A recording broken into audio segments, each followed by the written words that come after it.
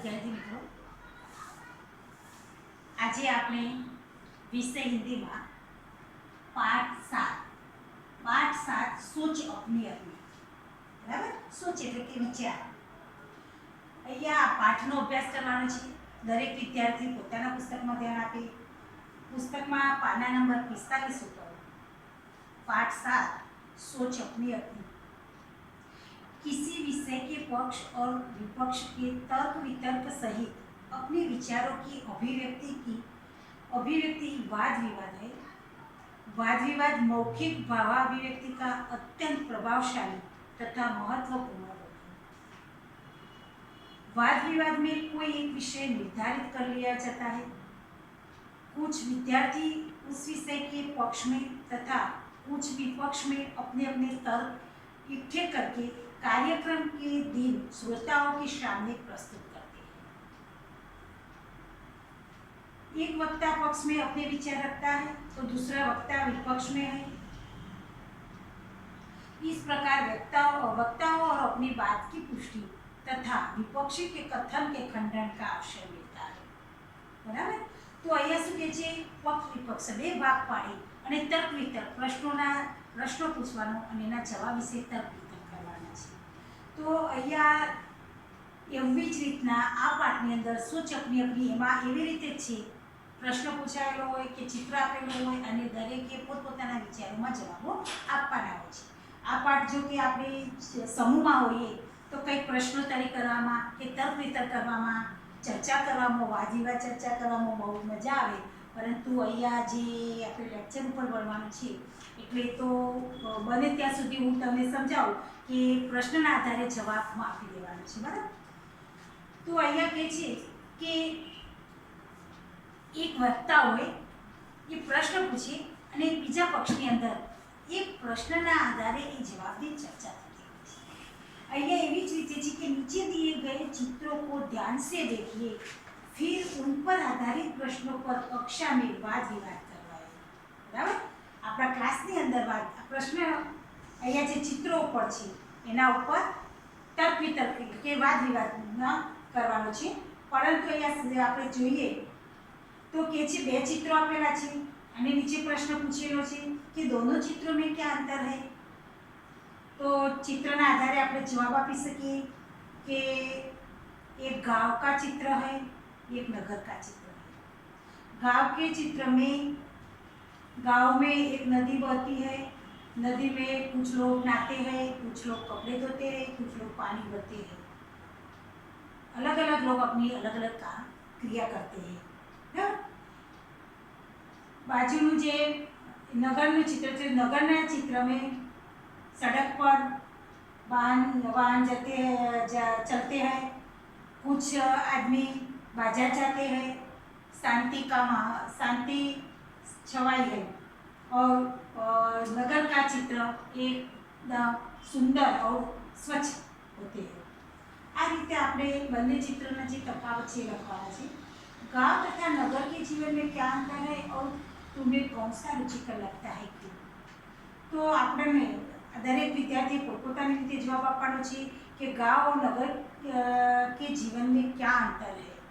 आप सामान्य रीते समझिए छे कि गांव का जीवन सुख सुविधा भर्યું હોય છે।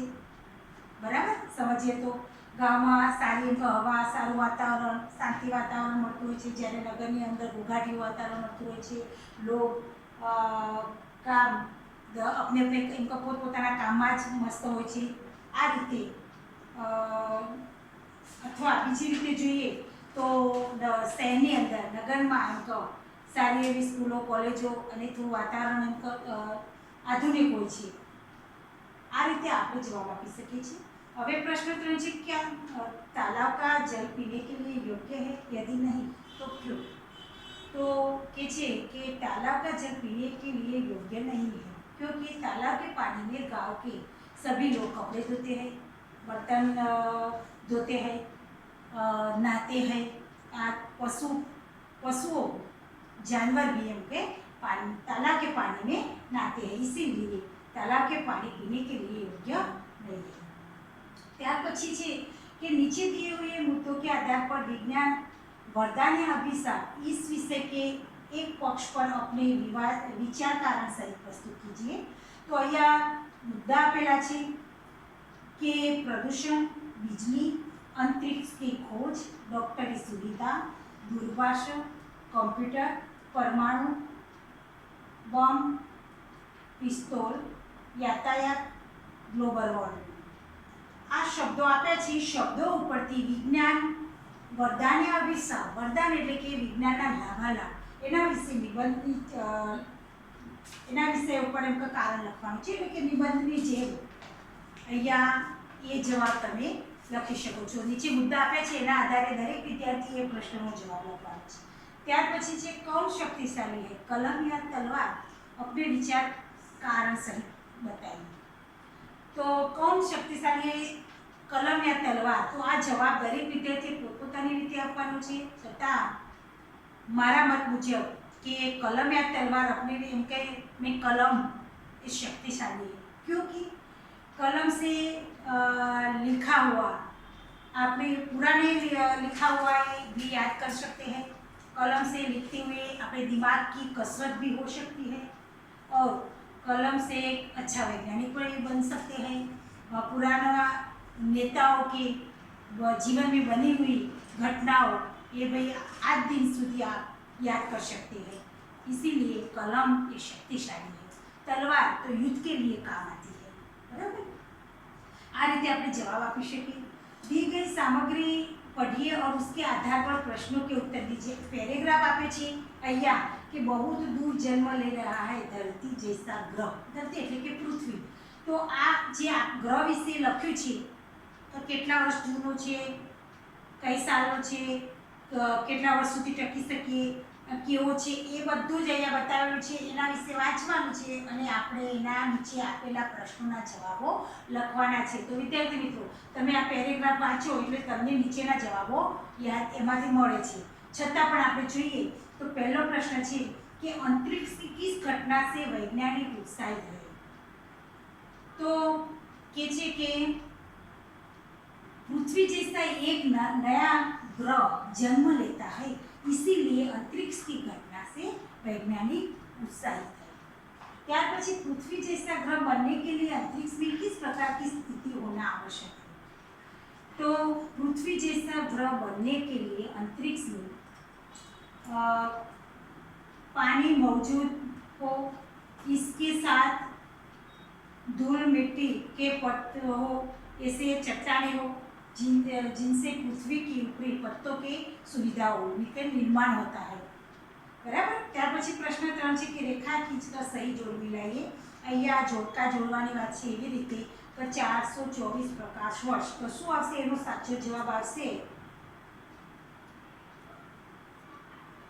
कि पृथ्वी से नए ग्रह की दूरी। बराबर। पछी 1.6 करोड़ वर्ष तो नए ग्रह की उम्र। त्यार पछी 10 करोड़ वर्ष तो पूर्ण ग्रह बनने में लगने वाला समय।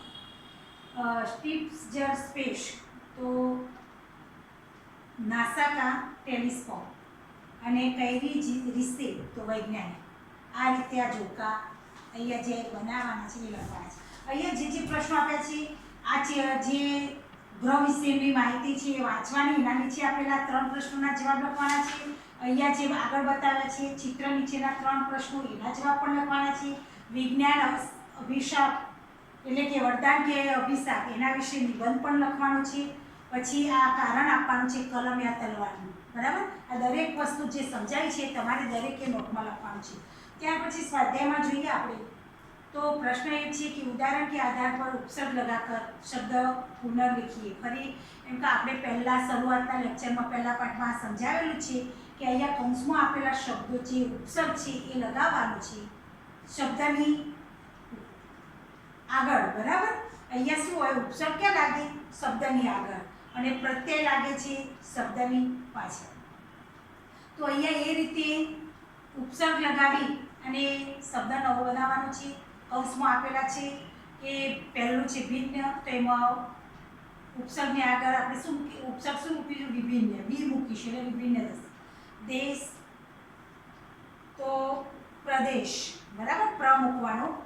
પક્કા તો અધપક્કા, ગમ તો નિગમ, યોગ સંયોગ અથવા પ્રયોગ, અહીંયા પ્રયોગ આપેલું છે પ્ર, અથવા વિયોગ પણ લખી શકાય.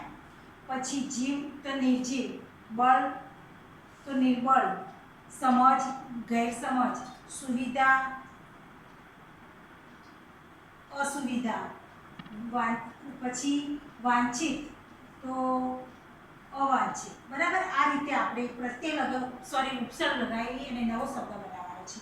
ત્યાર પછી નીચે આપેલું છે કે ઉદાહરણ કે આધાર પર પ્રત્યય લગાકર શબ્દ બનાવીએ તો પ્રત્યય હંમેશા પાછળ લાગે, ઉપસર્ગ હંમેશા આગળ લાગે. તો અહીંયા છે નિયમ વત્તા ઈત એટલે કે નિયમિત.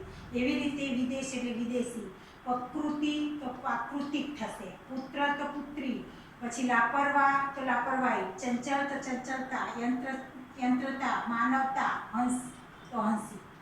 બરાબર, આ રીતે અહીંયા નીચેનામાં પ્રત્યય લગાવવાનો છે, ઉપરનામાં ઉપસર્ગ લગાવવાના છે. ત્યાર પછી પ્રશ્ન 3 છે કે ચિત્ર કે આધાર પર કાવ્ય की રચના કીजिए. અહીંયા ઘડિયાળ આપેલી છે, તમે જોઈ શકો છો, 2 પંક્તિ આપેલી છે અને એના આધારે આ પંક્તિ પૂર્ણ કરવાની છે. તો દરેક વિદ્યાર્થી એ પણ પોતાની નોટની અંદર લખી દે कि घड़ी लगी दीवार पर टिक टिक कर तू चलती है, दिन रात चलती है, कभी भी नहीं रुकती है.